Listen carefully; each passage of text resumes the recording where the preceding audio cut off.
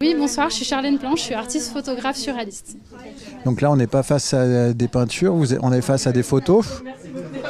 Oui, tout à fait, c'est des photos et parfois c'est même plusieurs photos qui vont être assemblées numériquement à l'aide d'un logiciel de photomontage et on va avoir cet effet peinture grâce au vernis qui va être appliqué sur les tirages. Ce soir, on a une exposition sur la féminité, c'est un sujet de prédilection ? Oui, en tant que femme, ça me touche particulièrement. Et donc, dans certaines photos, j'ai vraiment essayé d'aborder des thèmes qui touchent les femmes pour dénoncer certaines choses. Il y a des vanités, il y a des papillons. Est-ce que c'est un questionnement sur la vie, sur le fait qu'il faut en profiter, qu'on n'a qu'une vie, qu'il faut en profiter et qu'elle ne dure pas longtemps ? Oui, tout à fait. Concernant les papillons ?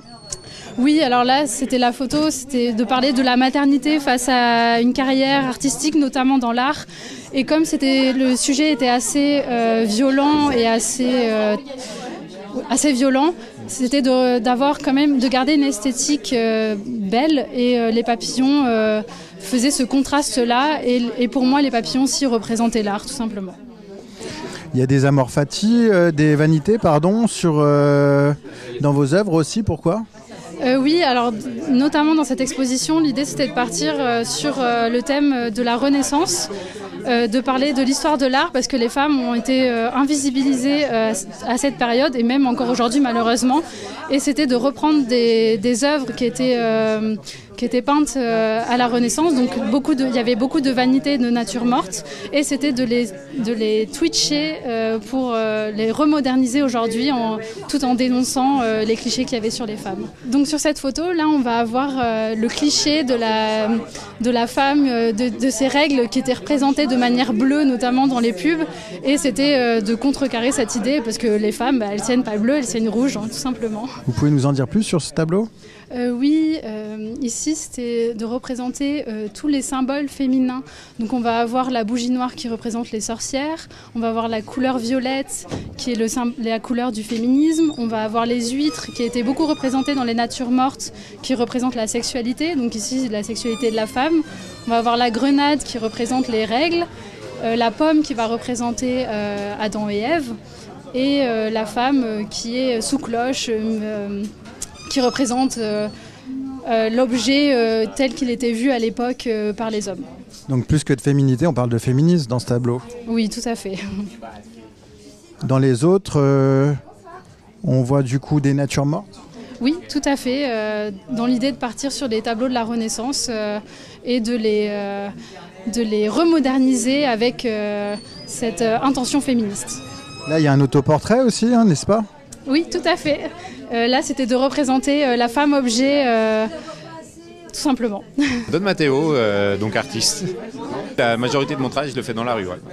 Donc là, est-ce que vous pouvez nous présenter un peu les œuvres que vous avez faites pour cette exposition féminité, sur la féminité ? Ouais, pour cette expo, j'ai fait une série de portraits féminins, évidemment. En fait, j'ai pas trop, par rapport à l'expo, au thème de la féminité, j'ai pas trop changé mon fusil d'épaule. C'est-à-dire que depuis le début, mon travail, il tourne autour de la féminité. C'est un thème que vous traitez dans les œuvres en général ? Oui, depuis une dizaine d'années, principalement du portrait féminin. Vous n'avez pas eu à vous forcer là ? Non, en fait, je me suis posé la question de la féminité, ce que ça m'évoquait. Et du coup, j'ai pas trop... j'ai continué à faire mon travail, travail de ligne, portrait féminin, essayer de capter la poésie dans le portrait, quoi. Pourquoi vous êtes intéressé à la féminité ? Et ça, c'est une question qu'on me pose depuis un moment. J'ai toujours du mal à répondre à ça. C'est-à-dire que je trouve que dans le portrait féminin, c'est là où j'arrive à capter de la poésie, des choses qui m'échappent un peu plus. Après, je travaille le portrait, donc j'explore la figure, quoi. Et voilà, dans le portrait féminin, c'est là où je trouve la poésie, tout ce qui m'échappe un petit peu. Dans le portrait masculin, s'il fallait comparer, je trouve que c'est un peu plus neutre. Il y a des références à des tableaux connus, là, on voit un Vermeer, non ?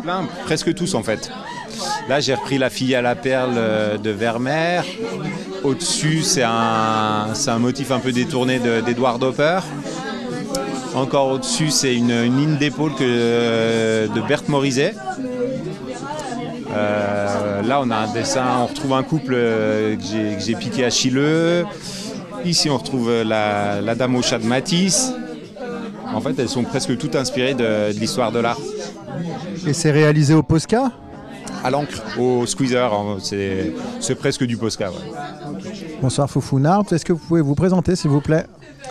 Oui, alors je suis donc Foufounart, je m'appelle Marion au civil et j'ai commencé à coller en fait des pièces dans la rue en avril 2021. Je me suis prise au jeu et j'ai jamais arrêté. Pourquoi on voit que vous collez des sexes féminins. Pourquoi avoir fait ce choix-là?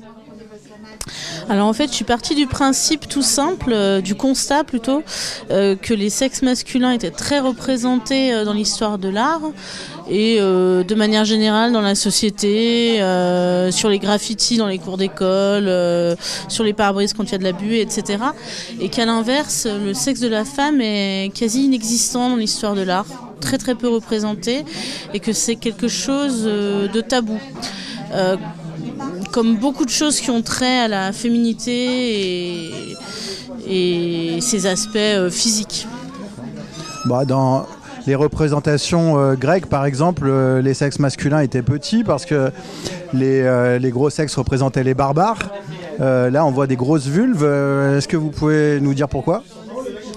En fait, elles sont de tailles différentes selon les pièces.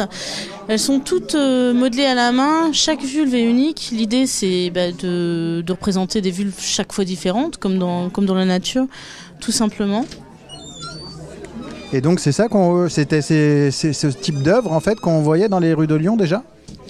Oui, tout à fait. C'est des vulves peintes façon monochrome ou représentées comme dans la série Discrète, complètement recouvertes de motifs fleuris, bucoliques et encadrées avec des dorures. Oui, tout à fait. C'est ce qu'on retrouve dans les rues quand je colle dans la street. Là, on a une œuvre un peu différente. Vous pouvez nous en parler ?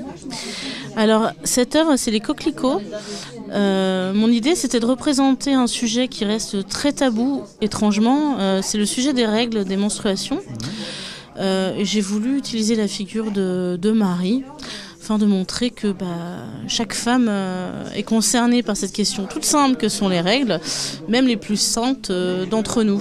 Les coquelicots, c'est simplement une des très nombreuses expressions qui sont utilisées pour désigner les règles, sans avoir à utiliser le mot, parce que même le mot règle est tabou. Très souvent.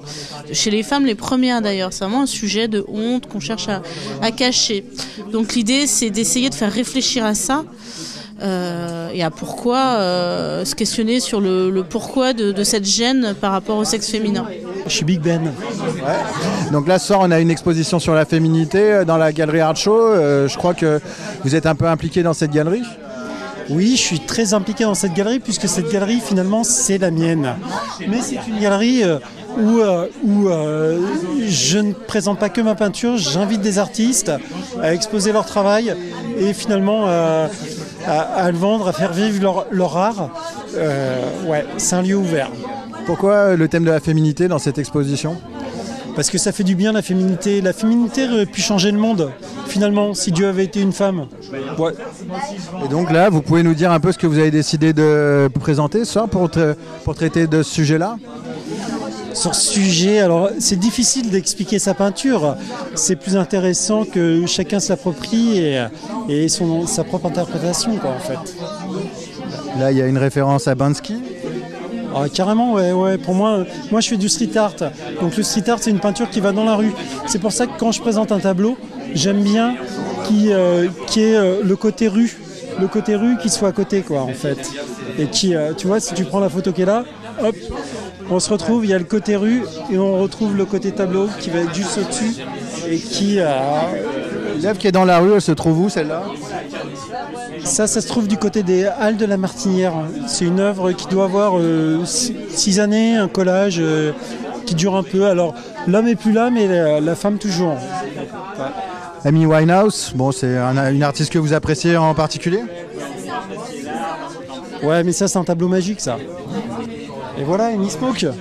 Yes.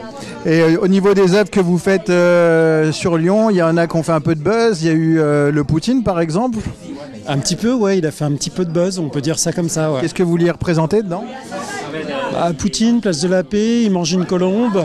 Pour moi, le message est clair. Après, les gens se l'approprient et ils vont raconter ce qu'ils veulent. Et on voit des roses aussi là. Pourquoi? Les roses, c'est un beau symbole. Sympathique. La rose, non? La rose, ça représente la Vierge Marie aussi. Ouais, tu peux. On peut le voir comme ça aussi. Ouais. Je crois que c'est une fleur qui la représente à Lyon. En tout cas, moi, c'est une fleur que j'aime beaucoup, la rose. Celle de l'amour aussi. C'est une fleur qui est très jolie, esthétique, fragile, et puis qui peut piquer un petit peu aussi. Ouais, c'est le symbole de l'amour, finalement. J'avais pas vu celui-là. Ça, c'est une peinture en fait qui est inspirée d'une citation de François Truffaut dans le film L'homme qui aimait les femmes, en fait, et qui dit que les jambes des femmes sont comme des compas qui arpentent le globe terrestre en tous sens, lui donnant son équilibre et son harmonie. Voilà quoi. Et finalement, ces compas qui remontent le globe et qui permettent de le contenir, moi je les traduis comme ça. Pourquoi Big Ben? Big Ben parce que Ben c'est un diminutif de mon prénom et dans la rue il y a plein de one. Quand tu fais un peu de graphe, il y a plein de one. Et finalement moi je suis pas un one parce que je fais pas de graphe, je fais de la peinture que je colle dans la rue, donc je suis un big. Bonsoir, est-ce que vous pouvez vous présenter s'il vous plaît? Je m'appelle Claire Parizel, donc je travaille dans la galerie avec Big Ben, qui est le propriétaire de la galerie. Moi, je fais tout le travail avec les artistes, je fais le travail de communication, j'aide à organiser les expos et je tiens les permanences qui ont lieu les vendredis et samedis après-midi. Et donc, la galerie se situe à Vèze, notamment à l'arrêt de métro Valmy. Elle a ouvert il y a combien de temps? La galerie, elle a ouvert en juillet 2019. Du coup, c'était un contexte un petit peu particulier parce qu'il y a eu quelques expos et ensuite, ça a été le confinement, en fait. Donc, elle a été ouvert, fermé. Enfin, c'était un petit peu plus compliqué. Et là, on a repris vraiment le rythme des expos depuis mars 2022. Voilà. Où on enchaîne les expos. Elles durent à peu près 6 semaines à chaque fois. On fait des expos collectives, on invite toujours plusieurs artistes à exposer aux côtés de Big Ben. Et voilà, donc des expos en continu depuis mars. Là ce soir on est au vernissage d'une exposition sur la féminité.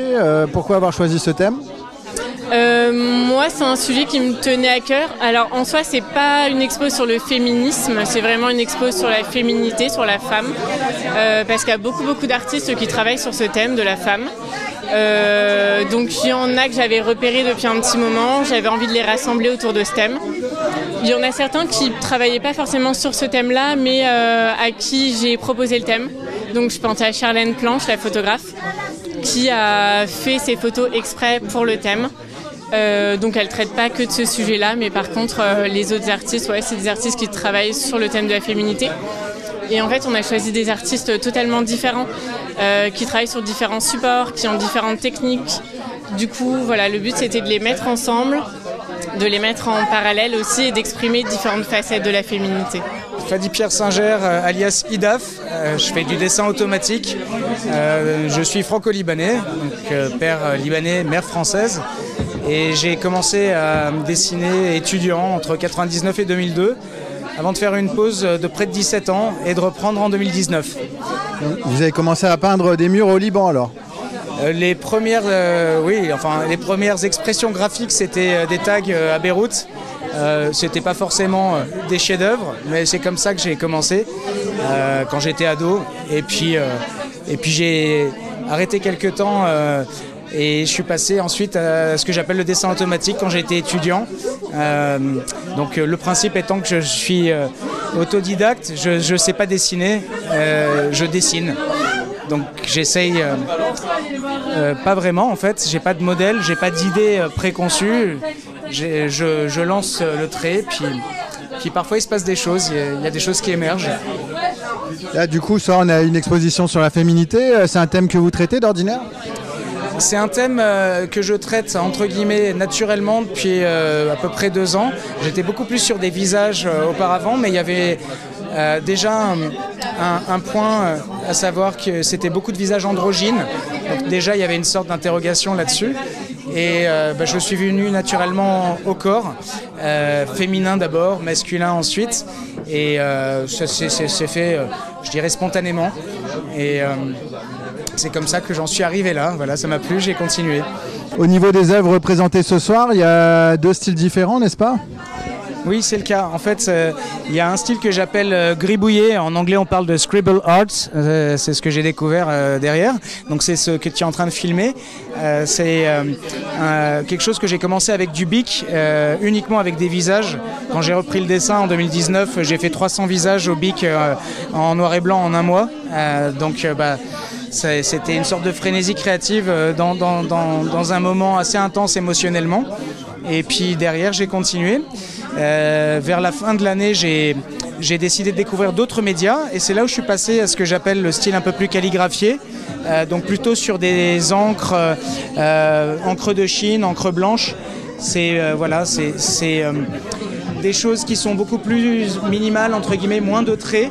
Le point commun que tu vas retrouver avec les dessins gribouillés, c'est en fait la spontanéité et le côté automatique. C'est-à-dire que dans les 2 cas, je ne sais pas ce que je vais dessiner avant de commencer. Je laisse partir le trait et puis il y a quelque chose qui apparaît, grosso modo. Donc voilà le point commun entre les deux. Et finalement, ce qu'on retrouve dans ce style un peu plus calligraphié, ça met peut-être plus en valeur le mouvement.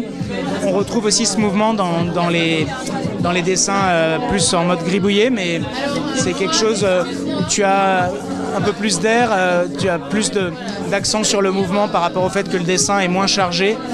Et c'est un mouvement qu'on retrouve d'une autre manière, je dirais, dans l'autre style que j'appelle gribouillé.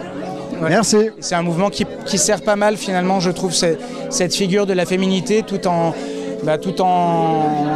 volume, en courbe, en évolution et qui évite de la définir et de la finir. C'est ce que je trouve intéressant potentiellement et ça laisse aussi la liberté d'interprétation à l'œil qui regarde.